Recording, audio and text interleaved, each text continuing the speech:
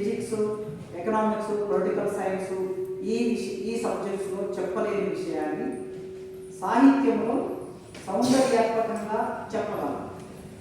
అందుకే సాహిత్యానికి ఇతర శాస్త్రాలతో పోల్చుకుంటే, ఇతర భాషలతో పోల్చుకుంటే సాహిత్యానికి ప్రాధాన్యత ఎక్కువగా ఉంటుంది. నారాయణ రెడ్డి గారు ఒక సందర్భంలో చెప్పారు, వాట్ ఈజ్ పోయిటరీ అంటే, కవిత్వం అంటే ఏమిటి, హృదయగత వ్యాపారము కవిత్వము అన్నారు. హృదయంతో మాట్లాడతారు కవిత్వం. ఇతర సబ్జెక్ట్స్ మెదడుతో మాట్లాడతారు. అయితే మన ప్రపంచంలో ముఖ్యంగా మనలాంటి దేశాల్లో హృదయంతో మాట్లాడే వాళ్ళు ఉంటారు, మెదడుతో మాట్లాడే వాళ్ళు ఉంటారు. కానీ రెండింటిని కలిపి మాట్లాడే వాళ్ళు లేరు. ఇది పెద్ద సమస్య. మెదడుతో మాట్లాడే వాళ్ళు అంటే బాగా తెలివి కలరు, ప్రతిభావంతులైన వాళ్ళు.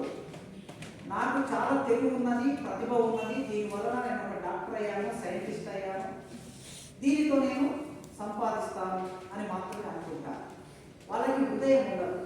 ఫర్ ఎగ్జాంపుల్, ఒక హార్ట్ పేషెంట్ హార్ట్ అటాక్ వచ్చింది, మనం చాలా వేగంగా ఇంటి నుంచి హాస్పిటల్కి తీసుకెళ్ళిన తర్వాత ఆయన చాలా మంచి డాక్టర్, ఆ ఏరియాలో మంచి కార్డియాలజిస్ట్. కానీ అతనికి హృదయం లేదు, చాలా మెదడు ఉన్నది, విజ్ఞానం ఉంటుంది. కనుక ఫస్ట్ ఏమంటాడంటే, మనం హాస్పిటల్ తీసుకెళ్ళగానే కౌంటర్లో డబ్బు కట్టండి అని అంటారు.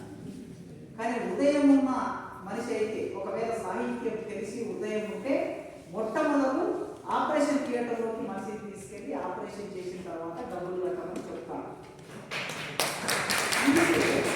ప్రపంచంలో ఎక్కడైనా జ్ఞానం ఉన్న వాళ్ళు హృదయం ఉండటం లేదు. అదేవిధంగా కొందరికి హృదయం ఉంటుంది, మానవీయత ఉంటుంది. కానీ మానవీయత ఉన్న వాళ్ళకి మిగతా ప్రపంచంతో అనుసంధానం కావటం లేదు. కనుక ఈ శాస్త్రాలు, సామాజిక శాస్త్రాలు, సాహిత్యం, ఈ 4 సబ్జెక్ట్స్ ఒకటి కావాలి, అర్థం కావాలి. ఈ 4టి మధ్యన ఒక అన్వయం ఉంటుంది, కోఆర్డినేషన్ ఉంటుంది. ఈ కోఆర్డినేషన్ చేయగలిగిన శక్తి సాహిత్యం ద్వారా మనం మాత్రమే ఉంటుంది, మిగతా ఎవరికి సాధ్యం కాదు. ఎవరి సబ్జెక్టు వాళ్ళు గొప్పగా చెప్పుకుంటారు, ఒకరు ఒక దాంట్లోకి రాలేదు వాళ్ళు. కానీ మనం సాహిత్యం తెలిసిన వాళ్ళం, as a literary person, as a poet, as a satire writer రైటర్గా మనం ఏదైనా చేయవచ్చు. ఫర్ ఎగ్జాంపుల్ మీకు ఒకటి చెప్తాను. బిపిన్ చంద్రపాల్ ఇన్ 1907 ఆ time Vande Mataram movement, 1905లో Vande Mataram movement start అయ్యి దేశమంతా స్టూడెంట్స్ దేశం కోసం, స్వాతంత్రం కోసం పోరాటం చేస్తూ ఉన్నారు. లాల్, పాల్ అనే ఈ ముగ్గురు, వీళ్ళు కాంగ్రెస్ పార్టీలో ఎక్స్ట్రీమిస్టులో ఉన్నారు, అతివాదులుగా ఉన్నారు. అందులో బిపిన్ చంద్రపాల్ ఇక్కడికి వచ్చాడు, ఆంధ్రప్రదేశ్.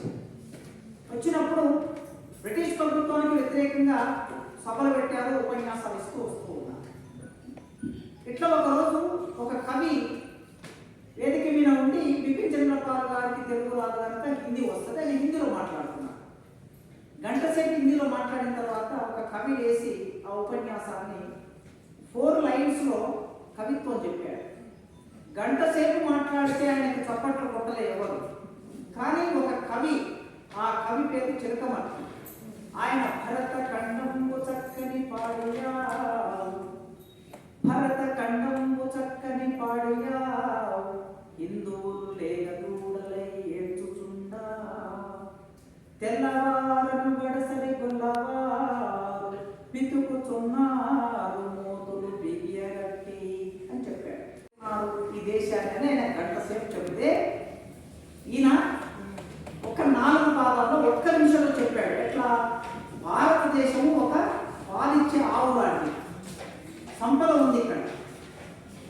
ఈ సంపద ఎవరికి దక్కాలి? తన పిల్లలకు దక్కాలి. కానీ బ్రిటిష్ వాళ్ళు ఏం చేస్తున్నారు అంటే, ఆవు పాలు బిడ్డకు దక్కకుండా ఆ బ్రిటిష్ వాళ్ళు మూతులు కట్టేసి, మన వాళ్ళ మౌత్ కట్టేసి పాలను మొత్తం బ్రిటిష్ వాళ్ళు తీసుకెళ్ళిపోతున్నారు అని ఆయన పద్యంలో చెప్పాడు. సో అంటే ఒక కవి ఎంత సున్నితంగా, ఎంత సౌందర్యాత్మకంగా కవిత్వం చెప్పగలడు, సాహిత్యం చేయగలడు అని. ఆ తర్వాత బిపిన్ చంద్రపాల్ గారి ఉపన్యాసం ఎవరు వినటం లేదు సభల్లో. ఇలా ఎటు వెళ్ళినా కూడా చిలకమర్తి గారి పద్యం కావాలి అని అడుగుతున్నారు. కనుక ఒక ఎకానమీ, దాదాపు అయిన రోజు చెప్పిన ఎకానమీ థియరీ ఉంటుంది. ఆ డ్రైన్ థియరీని నేను పోయం చేశాడు. డ్రైన్ థియరీ ఒక 50 పేజీల థియరీ అది.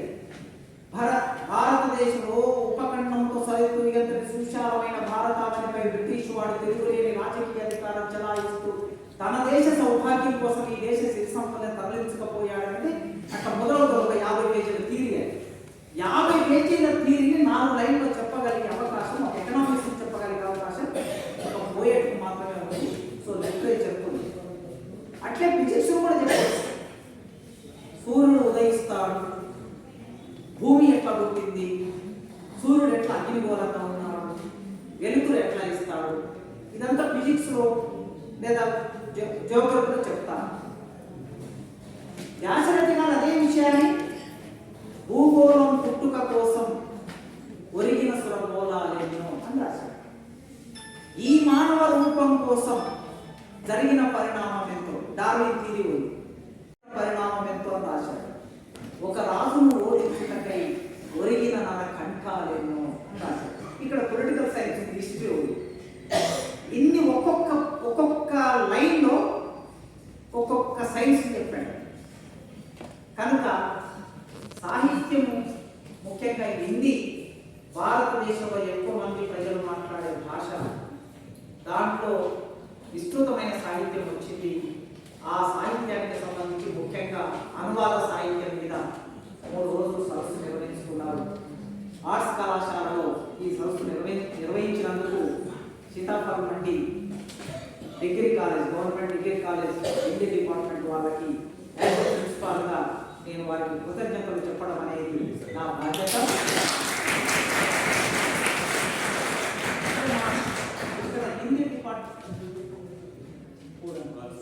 వివేకానంద డిగ్రీ కాలేజ్ కూడా మా హిందీ డిపార్ట్మెంట్ వారి సంయుక్త ఆధ్వర్యంలో ఈ కార్యక్రమం నిర్వహించినందుకు సక్సెస్ఫుల్గా మీ అందరికీ మరొకసారి పేరు